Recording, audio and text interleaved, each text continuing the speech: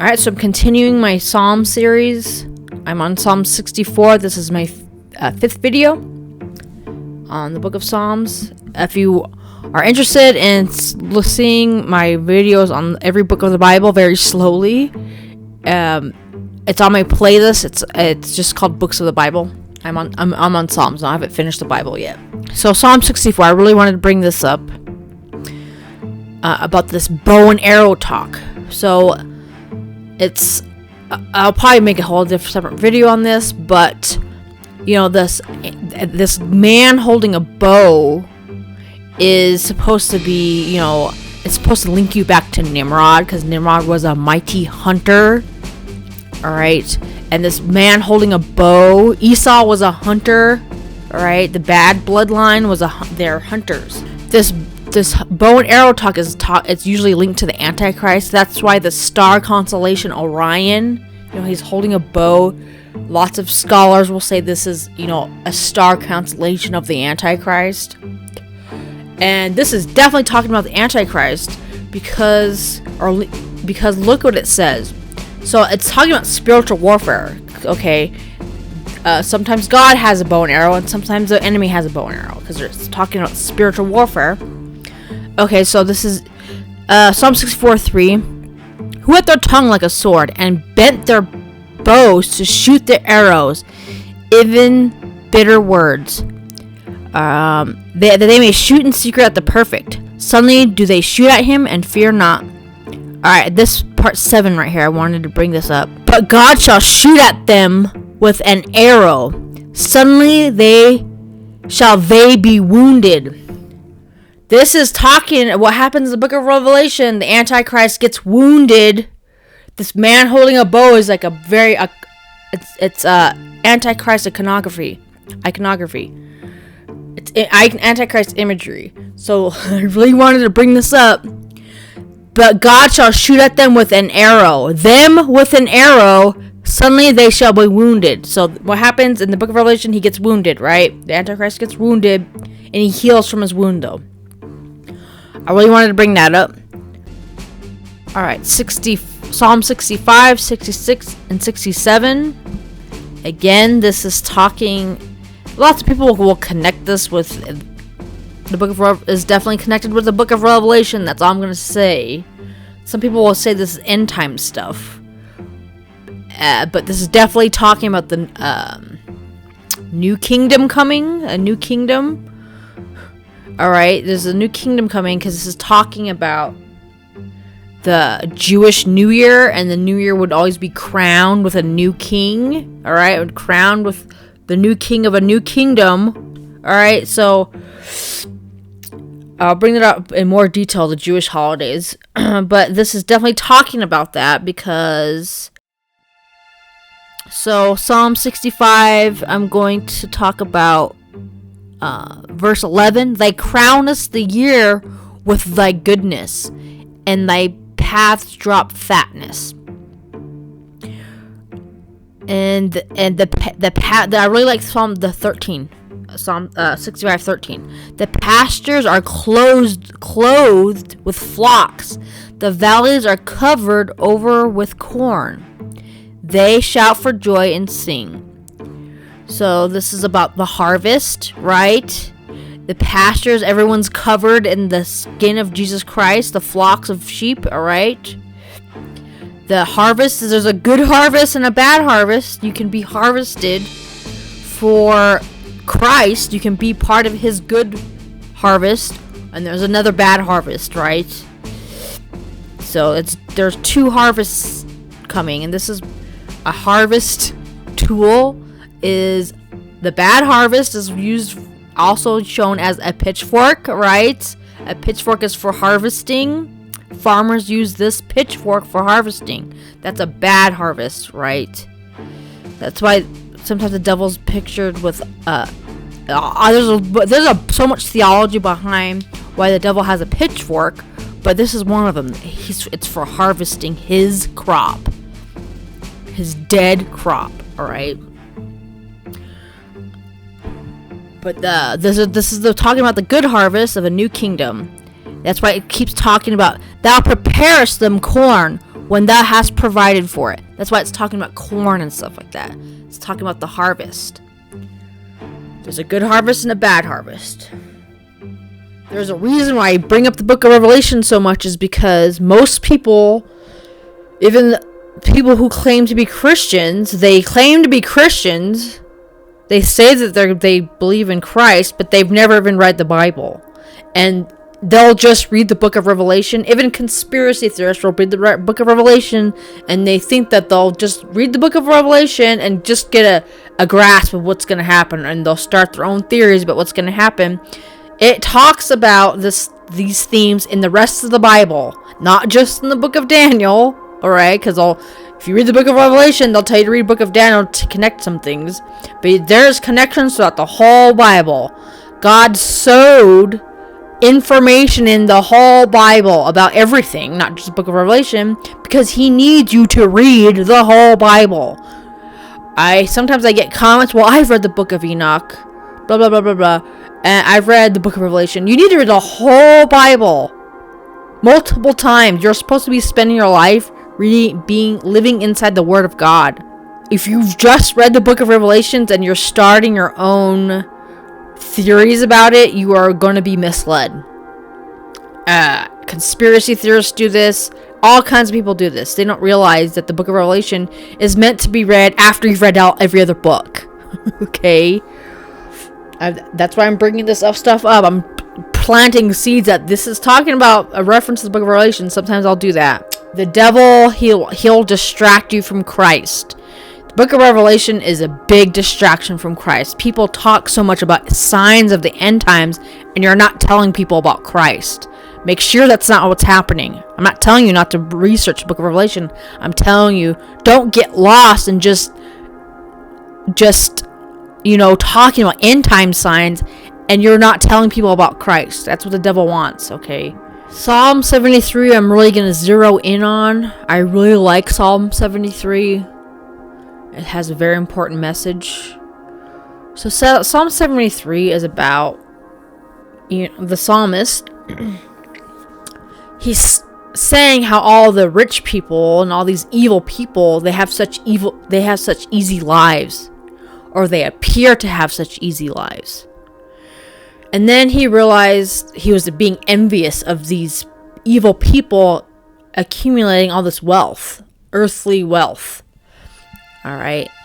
So that's what he's saying. Like, their pride compassed them about as a chain, violence covered them as a garment. Their eyes stand out with fatness. They have more than their hearts could wish. He's saying they have whatever they want. But Psalm 7, about the 17 right here. Until I went into the sanctuary of God, and then I understood their end. Thus my heart was grieved, and I was pricked by my reins. So foolish was I, how ignorant I was as a beast before thee. He realized he was being ignorant of his enviness of these people. Alright, listen to me. Please do not be envious. I'm not. I talked about this in a previous video. I am not envious of famous people. I am not envious of rich people, because that is their curse. I know if they aren't doing that stuff to glorify Jesus Christ, which no one does. Okay, very few people do that. Like 99.9% of people who are rich and famous, they've never even heard of, they don't know Christ. The Bible says it's not impossible for you to be rich and to go to heaven, but it's very unlikely, because most of the time you have a spirit of greed, all right? And you have a spirit of pride. You feel like you're better than everyone else because you have money or fame, or these people will end up in a very bad place. These people are going, you guys, hell is forever and heaven is forever. Remember that. It's forever. You're going to be there forever. Earth sins of the flesh and earthly goods, they usually will end you. They will usually be your curse, and that leads you to hell. Okay, that Satan has everything set up that way. He has everyone wanting to be famous now. Correct? He has everyone wanting to be YouTube famous, Instagram famous. The more likes you have, the more subscribers you have, you are better than everyone else. And you don't understand. You have to pay for every single person you helped the devil lead away from God. You are if you're glorifying, fornication, drugs, if you're glorifying, I'm more famous than this person, if you're glorifying wealth, earthly wealth over Jesus Christ, you have to pay for every single person that you helped lead away from God. So if you have 20,000 subscribers, you have to pay for all of those 20,000 subscribers. You are making your punishment in hell worse, because you're making your punishment in hell worse. All right. The fame, rich and famous, you have to pay for all of it. If you are not doing it to glorify God, you can have YouTube and Instagram subscriptions to glorify Jesus Christ, which is what I'm trying to do. But if you're just talking about yourself and if you don't know Christ, you're automatically going to be teaching everyone else something bad. That it's okay to do this and this. The devil will mix up good morals with evil philosophy. He's a good liar, and you are working for him. You are working for the devil when you are promoting everything else besides Jesus Christ, and you have to pay for that.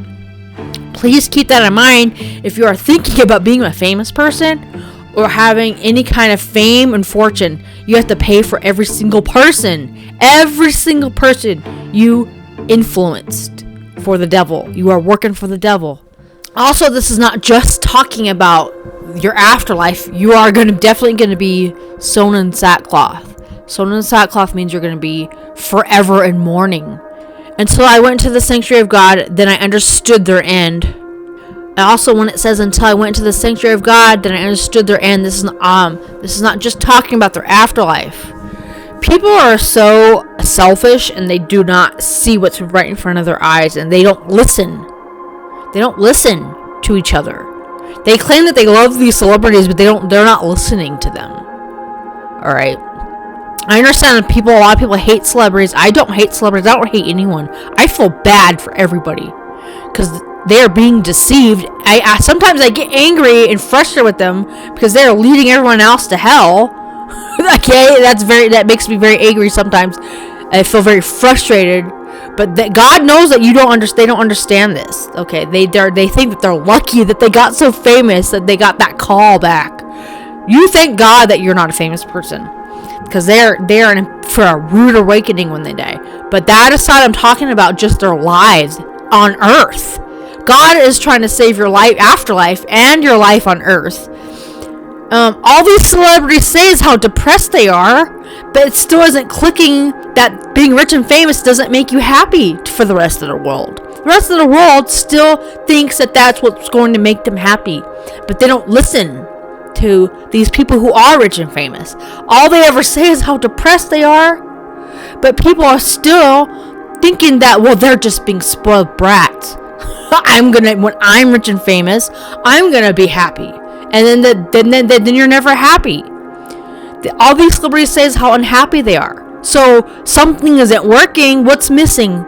Jesus Christ, okay? The God. You will never, ever be happy without Christ. This stuff is a trick to make you think you're going to be happy, that you're accomplishing some goal.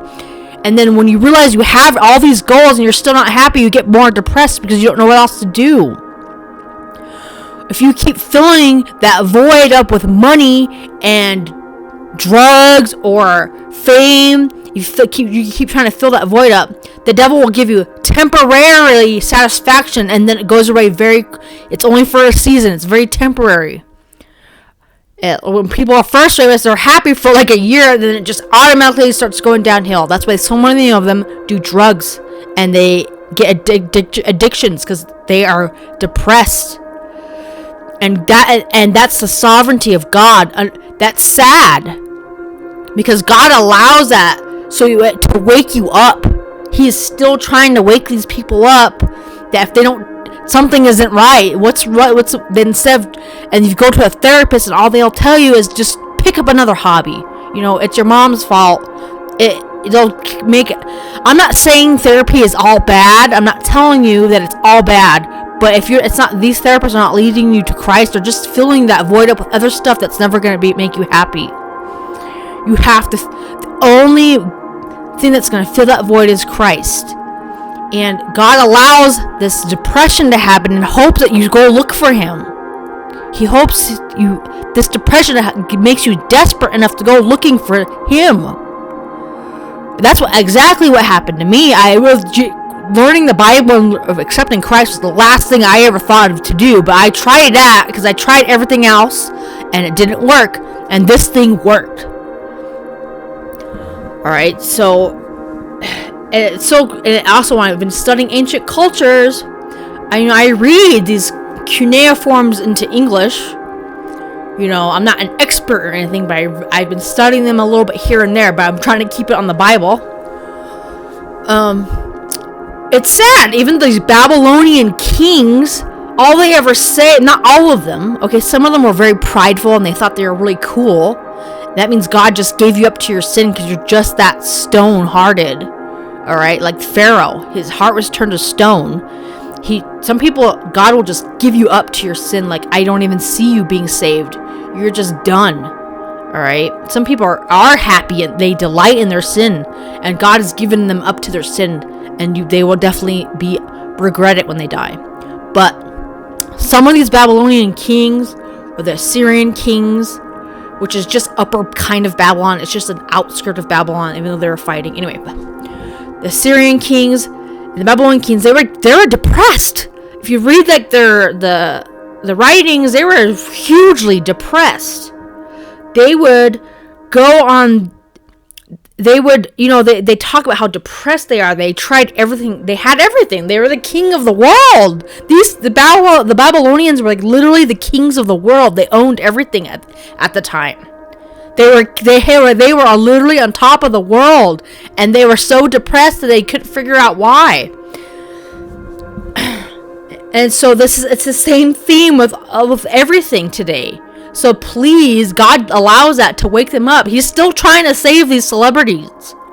Even though they're leading millions of people to hell, He's still trying to save them. Right? That's how good He is. He was still trying to save the Babylonians.